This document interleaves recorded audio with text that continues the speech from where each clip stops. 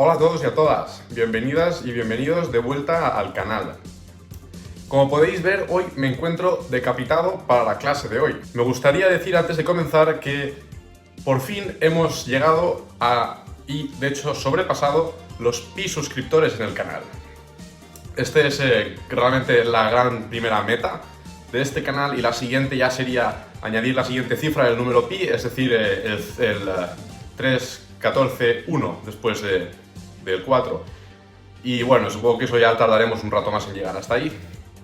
Pero bueno, en el vídeo de hoy me gustaría hablar sobre dos temas que he estado aprendiendo. Bueno, principalmente uno que he estado aprendiendo recientemente y otro que ya he hablado antes en el canal. Y estos dos temas, pues sorprendentemente resultan estar intrínsecamente conectados entre ellos. Bueno, dichos temas son la probabilidad y la topología. Sí, la probabilidad y la topología. La topología, ya tengo un vídeo en el canal dedicado a esto y os recomiendo verlo antes de ver este vídeo, para que podáis entender todo lo que voy a hablar. Para poder entender todo esto, me gustaría hacer un repaso de las nociones de probabilidad, que supongo que todos, incluidos los que no sabemos tanto de matemáticas, estaremos cómodos. Si pensamos en un ejemplo de un dado, como el que muestro en pantalla, yo puedo hacer una pregunta, como viene a ser cuál es la probabilidad de que, dado el resultado del dado, el número que sale sea un número par. Bueno, pues claramente la respuesta inmediata vas a pensar, bueno, ¿qué números son los pares? El 2, el 4, el 6, hay 6 números en total, entonces la probabilidad va a ser de 1/3. Y esa es la respuesta correcta. Pero aquí, bueno, pues como podéis ver por el título de esta diapositiva, hay un pequeño problema.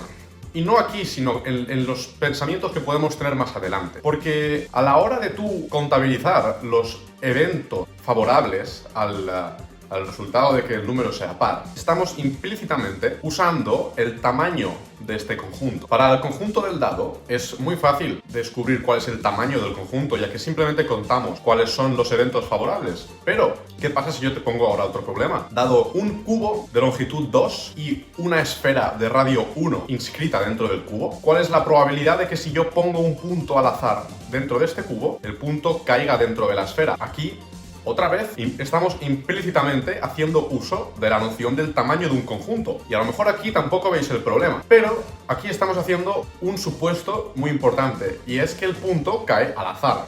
Y no solamente al azar, sino uniformemente al azar. Es decir, que la probabilidad de caer en cualquier parte es la misma. Entonces, ¿qué pasa? Aquí podríamos hacer ahora un cambio. ¿Qué pasase si la distribución ya no fuese uniforme? Si la probabilidad no fuese la misma para todas partes. ¿O qué pasase si en vez de una esfera y un cubo, que son fáciles de visualizar, te diese un conjunto que no se puede visualizar? O un conjunto al cual fuese muy difícil asignarle el tamaño. Entonces aquí ya vemos que tenemos un problema muy grande, y es ¿qué es el tamaño matemáticamente hablando? Bueno, pues por suerte tenemos una rama entera de las matemáticas que se dedica a estudiar este problema. Esta rama se llama la teoría de la medida, y hoy vamos a hablar un poquito sobre ella. Como he dicho, la teoría de la medida se encarga de estudiar el problema del tamaño. Y vosotros ahora os preguntaréis, ¿qué tiene que ver esto con la topología? Bueno, pues si os acordáis de mi vídeo anterior, o sabéis algo de topología, sabréis que la gracia de la topología es abstraer o generalizar el análisis en variable real a análisis en espacios arbitrarios. Y similarmente, la teoría de la medida se desarrolló con la intención de generalizar o abstraer la teoría de la probabilidad en variable real, como hemos visto en el ejemplo del dado o de la esfera, a probabilidades más generales que necesitan de sí la idea del tamaño. Entonces, ya que hemos visto esta pequeña conexión, vamos a revisar qué herramientas empleamos en la topología para estudiar estos análisis más abstractos. Bueno, pues como quizás sabéis, o si no, otra vez ved el vídeo que subí, la topología está íntimamente relacionada con la idea de la distancia. Es decir, en topología, normalmente empleamos, en según qué casos, la noción de una función de distancia o una métrica. Y aparte de esto, también podemos emplear la noción de conjuntos abiertos para abstraer la idea de la distancia. Entonces, rápidamente vamos a revisar qué características intuitivamente debe cumplir una función de distancia. Bueno, pues si visualizamos unos puntos, como podéis ver en pantalla, claramente tenemos una primera propiedad que debe ser intuitiva, y es que las distancias son positivas. Si tú te preguntas qué distancia hay de Barcelona a Madrid, tú no puedes decir que hay menos 800 kilómetros o lo que sea que haya. Las distancias son siempre positivas. Asimismo, podemos hacer el inciso de que una distancia entre dos puntos es cero si y solo si los dos puntos son el mismo punto, lo cual tiene sentido. Además de eso, podemos hacer otra observación, y es que si tú tienes dos puntos el punto X y el punto Y, da igual si tú vas del punto X al punto Y o del punto Y al punto X. La distancia es la misma. Esto, en jerga matemática, se dice que la función de distancia es una función simétrica, como podéis ver en pantalla. Y además tenemos otra observación, y es que si añadimos un tercer punto, el punto Z, como podéis ver en pantalla o como os podéis imaginar, siempre se va a tardar más en pasar por el punto Y y volver al Z en vez de ir directamente al Z. En otras palabras, si tengo que ir a la universidad, voy a tardar más si tengo que ir a recoger a un amigo que si voy a ir directamente. Entonces aquí podemos ver que tenemos tres propiedades. La propiedad de la no negatividad, la propiedad simétrica y lo que llamamos la inigualdad del triángulo. Y ahora vamos a rápidamente revisar las propiedades del conjunto de conjuntos abiertos tau o la topología. Estas propiedades ya las discutí en más detalle en mi vídeo sobre la topología y otra vez os recomiendo verlo para poder entender esto. Pero en ese vídeo ya entendimos que naturalmente las propiedades del conjunto de conjuntos abiertos deberían ser que tanto el conjunto entero X como el conjunto vacío deben pertenecer a la topología, que la unión arbitraria de conjuntos abiertos es un conjunto abierto y que la intersección finita de conjuntos abiertos es asimismo un conjunto abierto. Repasadas estas propiedades básicas, ahora podemos volver a hacer una visión más general a lo que estamos intentando estudiar. Recordad que la teoría de la medida intenta responder a la pregunta de qué es matemáticamente el tamaño, y la topología usa implícitamente en alguna parte de su estudio la pregunta de qué es la distancia. Entonces ahora podemos hacer una observación, y es que nosotros medimos la distancia con una función de distancia. Entonces tendría sentido medir el tamaño de conjuntos con una función de tamaño, y asimismo podemos desarrollar la teoría de la medida con este primer paso. Entonces vamos a suponer que tenemos una función mu que va de un conjunto sigma, que tenemos que descubrir qué es, a los números reales. ¿Y por qué los números reales? Pues porque el tamaño de un conjunto, vamos a suponer, y supongo que es una suposición bastante natural, que un tamaño pues también se mide como un número real. Y aquí habría que hacer un inciso, y es que realmente en la teoría de la medida tomamos los números reales extendidos, porque no hay nada que nos impida asignar un tamaño infinito a un conjunto, ¿de acuerdo? Por ejemplo, si tú tomas el conjunto de la estupidez humana, esto es un conjunto infinito, entonces el tamaño será infinito. Aparte de este ejemplo tonto, vamos a intentar estudiar ahora cuál es el conjunto del cual esta función toma valores, el conjunto que estoy llamando sigma. Para poder deducir una serie de resultados sobre el conjunto en el cual actúa nuestra función de distancia mu, vamos a volver al ejemplo del dado. En nuestro dado teníamos una serie de resultados que podían salir una vez el dado se tirase. Estos son simplemente los números del 1 al 6, pero a estos números nosotros no le asignamos un tamaño. Un tamaño se lo asignamos a un evento. Por ejemplo, el evento de que los números sean pares, como he dicho antes. Es decir, hay que hacer la observación de que no es lo mismo un resultado que un evento. Entonces, vamos a, primero de todo, ya hacer la observación de que nuestra función de tamaño mu va a actuar en un conjunto de eventos. Y el conjunto de eventos, que voy a llamar sigma, es un subconjunto de tu conjunto de resultados, el cual voy a llamar omega. Bien, pues vamos a hacer una serie de observaciones ahora para estudiar nuestro conjunto de eventos sigma. ¿Qué propiedades debe satisfacer este conjunto? Bueno, pues si nos preguntamos qué tipo de eventos pueden suceder, tenemos el evento trivial, y es que suceda cualquier cosa que sea posible en el resultado. Este evento, claramente, le asignaremos la probabilidad máxima, la del 100%. Naturalmente podemos establecer que la primera propiedad de nuestro conjunto de eventos es que el conjunto entero de resultados omega esté dentro del conjunto de eventos, ya que es natural decir que cualquier resultado pueda ocurrir sea un evento. Entonces, hagamos otra observación. Supongamos que tenemos un evento A, es decir, que le podemos asignar un tamaño.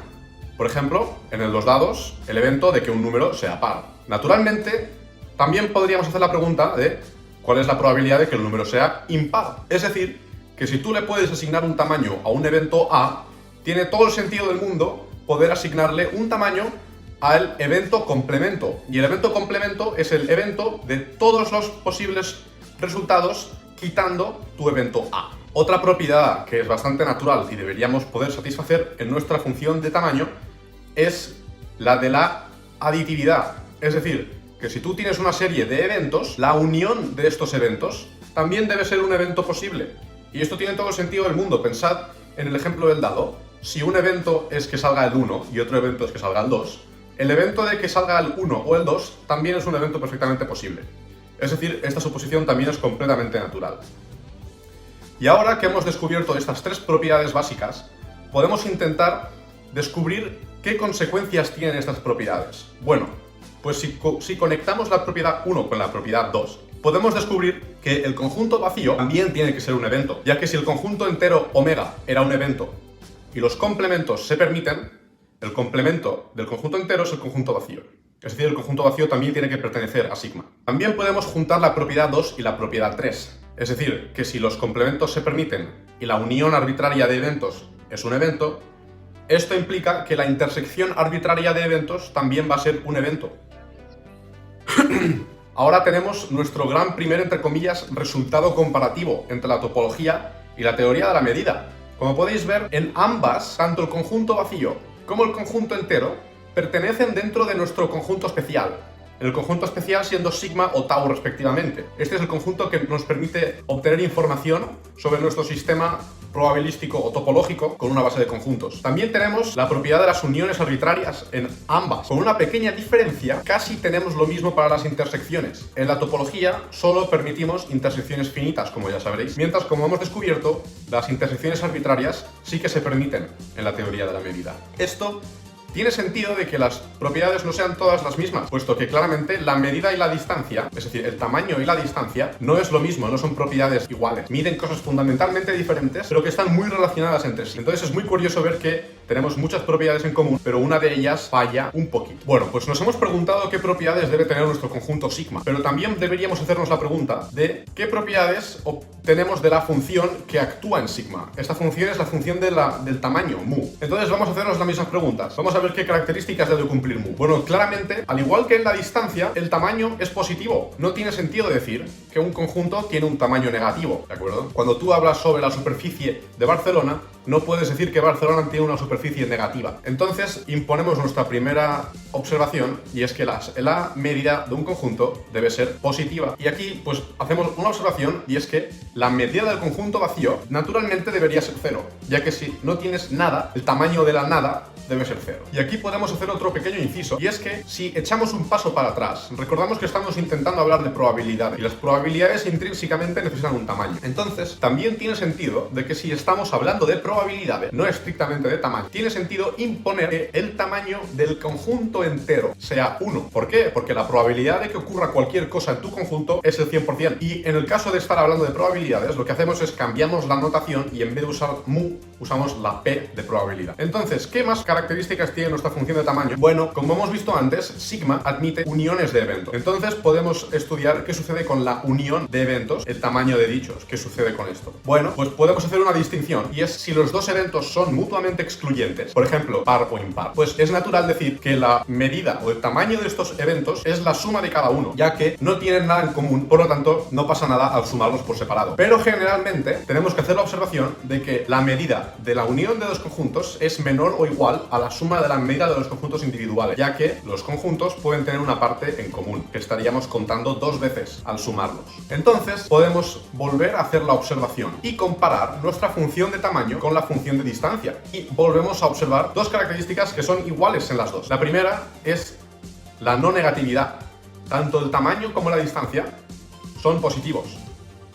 Y la segunda propiedad, la cual me parece muy curiosa, es la propiedad, entre comillas, de las inigualdades del triángulo. En la distancia, como hemos dicho antes, tenemos la inigualdad de que la distancia entre x y z es menor o igual a la suma de la distancia entre x, y y z. Y ahora, en tamaño, tenemos la inigualdad de que el tamaño de A unión B es menor o igual al tamaño de A más el tamaño de B. Esto generalmente. Entonces, como podemos ver, la medida o el tamaño y la distancia también tienen propiedades muy parecidas. Y bueno, antes de acabar el vídeo, pues simplemente me gustaría volver a resumir que la probabilidad y la topología están íntimamente conectadas, aunque no lo parezca, porque ambas tienen un concepto geométrico detrás de ellas. El concepto geométrico de la probabilidad es el del tamaño. Como hemos visto, el tamaño está íntimamente conectado con la distancia, y asimismo la distancia está íntimamente conectada con la topología. Entonces, como hemos visto en este vídeo, estas dos ramas de las matemáticas, que seguramente no parecerían conectadas entre sí, tienen una relación muy íntima entre ellas. Bueno, pues hasta aquí el vídeo de hoy. Espero que os haya parecido muy interesante. Dadle al like y suscribiros y compartid el vídeo si os ha gustado.